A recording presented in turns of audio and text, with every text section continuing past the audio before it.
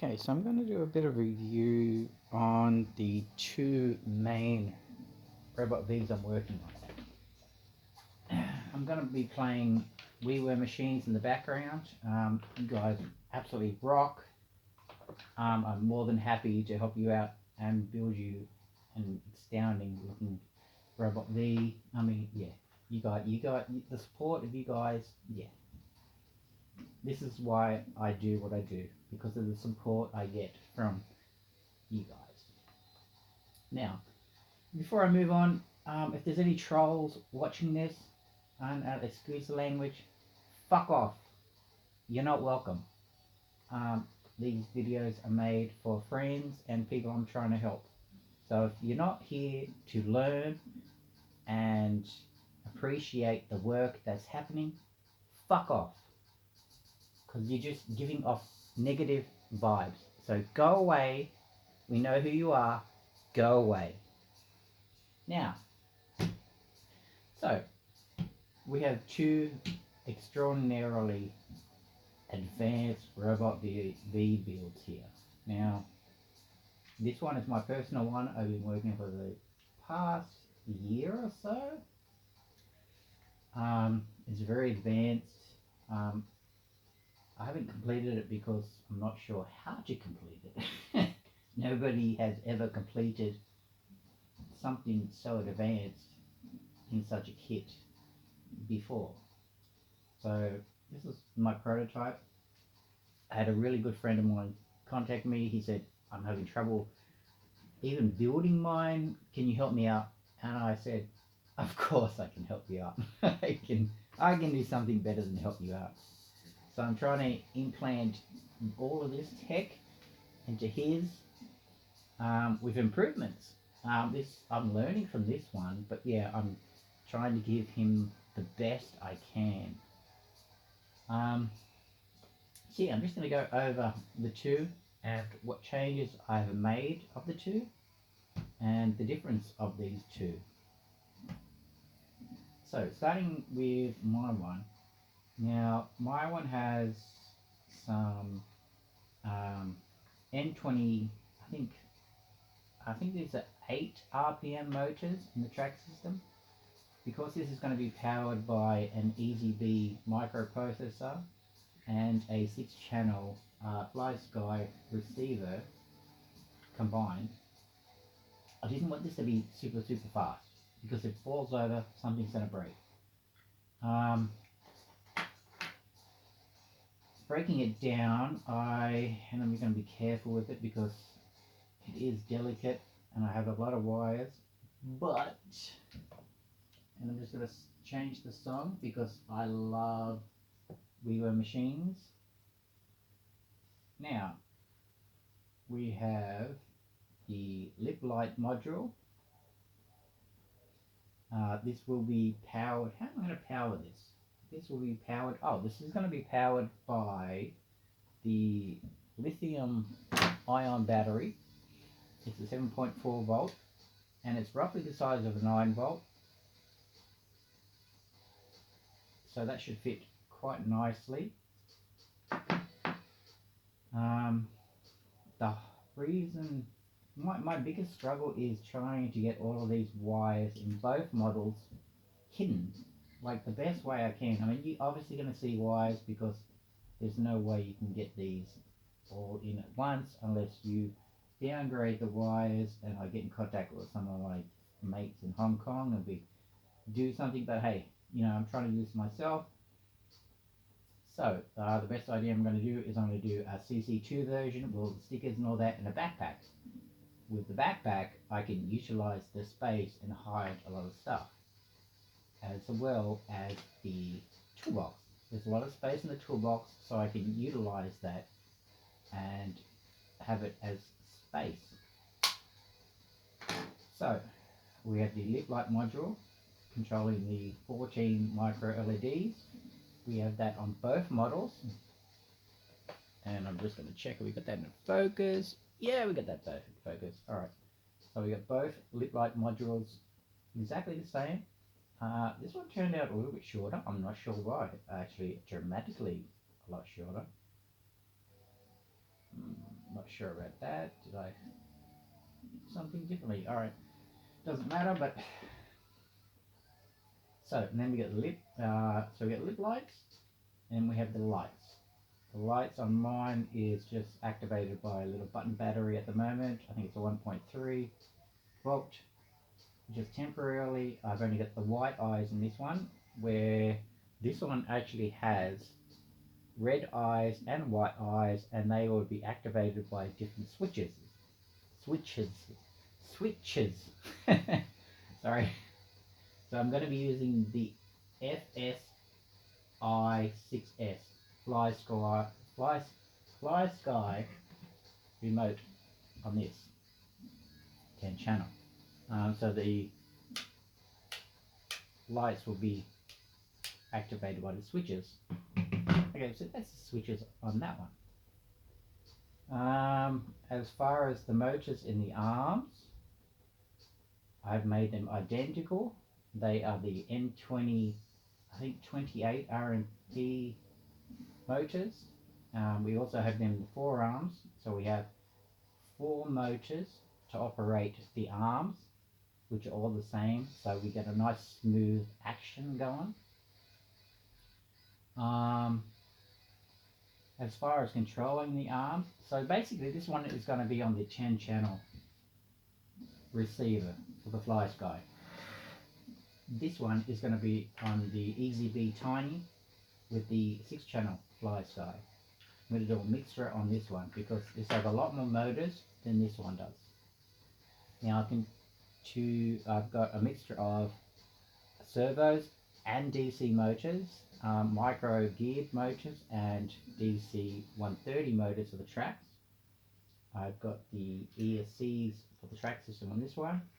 This one actually has the 120 geared motors, which I've actually come up with a design for a custom control servo board to control the actual DC motors to work with both the receiver and the EZB. The EZB is quite complicated, and I'm not going to get into it on this video, but if you want to see more, comment down below and I will show a bit more on that. But that's down the track. That's a little bit more complicated. This one is going to be a lot complicated because I'm using 2 sort of microprocessor and receiver. This one is going to be completely RC controlled, and I'm just going to switch over the song. Now, the UV meter for the lip lights is controlled by the Bluetooth device. The Bluetooth device is connected to the back. It's a separate unit. It will be connected via some plugs. Now you just hold it down, press it, wait 30 seconds. It will light up, it'll activate, it'll automatically connect to your phone, and from there you can control all your vocals. And I have a separate adaptation onto the onto the receiver for this user to use all the vocals. I'm going to use this exact same unit with my phone here, but the phone will be using all the controls for the microprocessor. So I can control all the arms, and I have extra motors to lift him up and down. So I'll be able to do a lot of controls with this RC control, and I have pre-programmed controls with using the EZB through the app. So I can control him and control him with the app. So these are 2 totally different builds, but really, really advanced and technical. I'm just going to turn off the Bluetooth at the moment so I don't waste the battery. The Bluetooth is on a separate battery. You charge it via a USB port with a separate cable, which will be supplied to my buddy. And he's going to love this. He's going to flip. Yeah. Yeah, that's his one. That's my one. some of the other things I've got going on is as a fail, like I'm used to mine, the arms will not rotate all the way around as 360 because the cables are connected via the lower motors. For his, I actually incorporated a fail-safe. So if they go over 360 or even more about 180, they will break off via these clips. Now, as he gets used to these, and I have notified him that you will have to use it. I mean, this is a puppet. You're going to have to utilize your puppetry skills on this. The more you learn it, the more you're not going to use these. But these are fail-safe. So if the arms do spin over 180 degrees, these will just simply unclick and turn off. So, in saying that, I've thought this well and truly through. As far as all the DC motors and servos and all that, I have had to put step downs on them, on each and every single one. So finding the space to put all of these in so it's not so noticeable is very, very tricky. So the best thing I've come up with, and I was using these little tiny buck step downs with a little controller gauge here. These are great because they're small, but they're not consistent. If you have about 5 or 6 of these all in the one unit, you can't guarantee that these are going to be set exactly the same. So things are not going to work out exactly how you want it to go. Something might move a little bit more than it is, and it's a drama. It turns into a big drama. They're great because of the size, but then I had to upgrade to these 1.7 volt continuous step downs. So these are great. They're a bit bigger, but once you hook these up, they will continuously put out 3.7 volts, regardless of what voltage you're putting into it. So even if it drops down from 3.5, your battery's a bit slow, it's still going to put out 3.7 volts. So these are really cool, but I have to find extra space for them. And yeah, there's 1, 2, 3, 4, 5, 6, 7 of them I have to find to put in here, and these are quite big. Like I can put some up here. That's 2. I can put one on each side, but yeah, I got another couple more I can find. As far as attachable lasers and different heads, yes, I can add these. I'm not going to do them on these models because it's just not going to work. The laser, yes, definitely somehow on both of these, but the detachable heads I can't because I can't do the lip lights. It's a bit difficult. But yeah, that's something that can be worked on. What else can I talk about on this? So we've got the battery supply. I've broken this down to the smallest I can get to it. I'm not sure how long it's going to last on these, but it is the size of a 9 volt. It's a little bit thinner, it's a bit taller, but it will fit. I'm trying to fit all of this into this with all of this is, yeah, that's the challenge. Yeah, we're going to get through it. And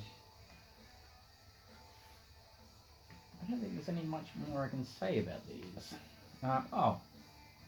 So as far as what motors are in these two, I have 130 DC motors in the track system on this one. I think they're about 1800 RPM.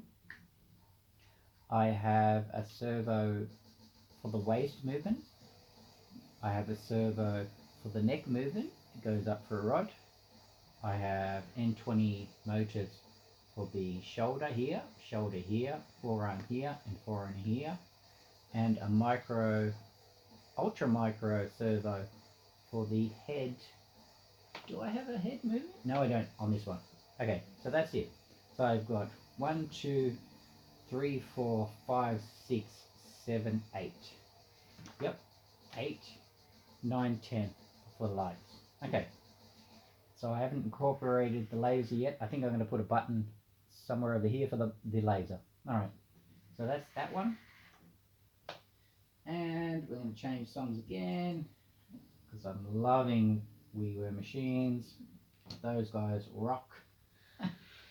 So on this one, my personal one, we have N20 micro geared motors. I think these were 8 RPM, but because of the gear ratio, it's pretty slow. But I did not want this to go fast because these track system is going to be controlled by the EasyB Tiny, and trying to separately control the tracks without the I think it's called the H bridge, which I can't fit in this, is quite difficult to do. I've achieved it about 9 months ago.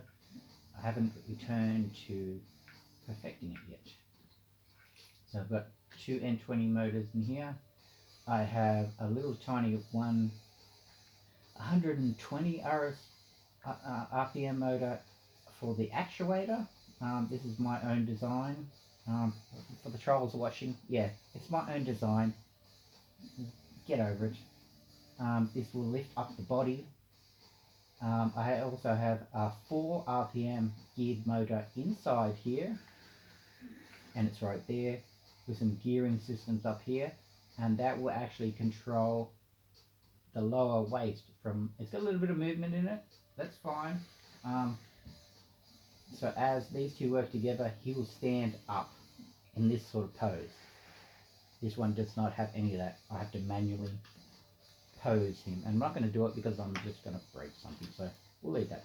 But yeah, he's got motors here, here, here, and here. So that's 4, 5 servo, 6 servo, 7 motor, 8 motor, 9 motor, 10 motor, 11 servo. So we got 11 in that one. So yeah, that's kind of where I'm at with these two really, really advanced robot Vs. And that's where I'm at right now with these two. If I can get these done, brilliant. If I can't, well, there's always tomorrow to start again. So yeah, that's my two advanced robot Vs.